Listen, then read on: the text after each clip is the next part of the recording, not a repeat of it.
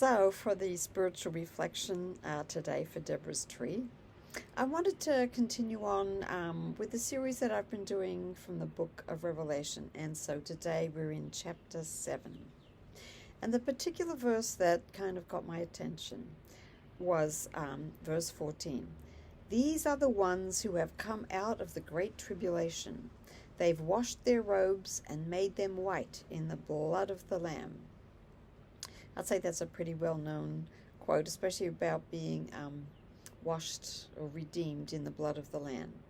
So the context for this in chapter 7 is that John has seen a huge inclusive crowd of the whole human family from all nations, all people, all languages, and they're wearing long white robes. And so, it might be obvious to you that this is a metaphor for spiritual cleansing. That these people, by washing their robes in the blood of the Lamb, have removed thoughts and feelings and intentions that are just not helpful, that are not aligned with divine purposes.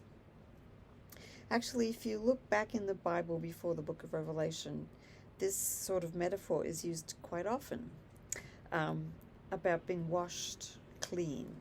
In Psalm 51, verse 7, cleanse me with hyssop, and I will be pure. Wash me, and I will be whiter than snow. And most of these references in the Bible actually involve washing with blood, even though it may not be so obvious. So the ritual sort of holy cleansing that the Jewish priesthood were required to do required blood, often on the hyssop branches or whatever they were using to purify either people or things with.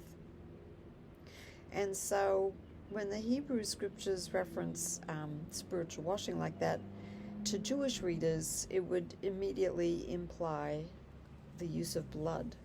So originally, when John wrote this book of Revelation, many of the Christians that read it at the time were from a Jewish origin, and they would understand that meaning about washing in blood, that it would have meant a ritual spiritual cleansing. So just taking it on the literal level, it's a bit of a challenge to understand. Definitely as someone who's done a lot of laundry in my life, I would say that washing anything in blood would not produce a whitewashed garment. You'd probably need to use a lot of stain remover after that. So that very fact kind of leads you to think, well, maybe there's another way to understand this rather mystical saying. Maybe there's a metaphorical level, what Emanuel Swedenborg would call a correspondential level, where everything that's written in the Bible has an inner spiritual meaning. And so, according to Swedenborg, Revelation 7:14 is about the whole human family being spiritually cleansed by the Lamb's blood, or whatever the Lamb's blood refers to. Now, many Christians, as you probably know, interpret this metaphor that it's about only Christians being saved from the spiritual consequences of their intentions and actions because of Jesus' sacrificial suffering and death on the cross, because the Lamb in this book of Revelation represents Jesus. But what if it's a more universal metaphor that applies to the whole human family, not just Christians? What if the blood that cleanses means something deeper or more personal, individualized than Jesus' sacrificial suffering and death?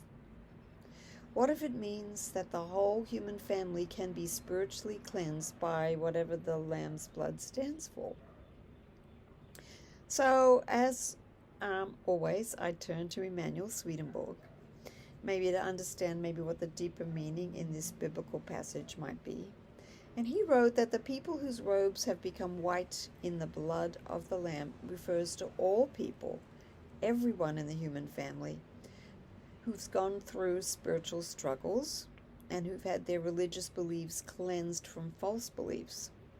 Maybe a false belief that the divine is angry with them, or that the divine is always angry. So after those troubles, after the struggles, after their personal tribulation, after that cleansing through the Divine One's lifeblood, the Divine One's lifeblood of divine goodness and divine truths, then all the people are spiritually reformed so that they can praise the divine and so that they are able to be spiritually protected and guided by the Lamb, by the Divine One.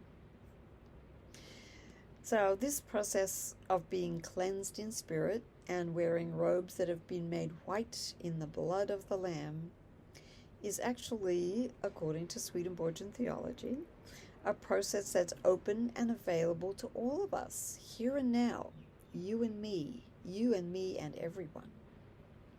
But this process starts with an honest assessment of our spiritual beliefs and our willingness to have them challenged and changed. So my prayer for you today is that you can invite the Divine One in to help you wash any intentions or beliefs that are not truly aligned with divine love, so that you too can wear the white robes of those who've been cleansed and changed by divine love and divine wisdom, changed and reformed by the life-giving blood of the Divine One.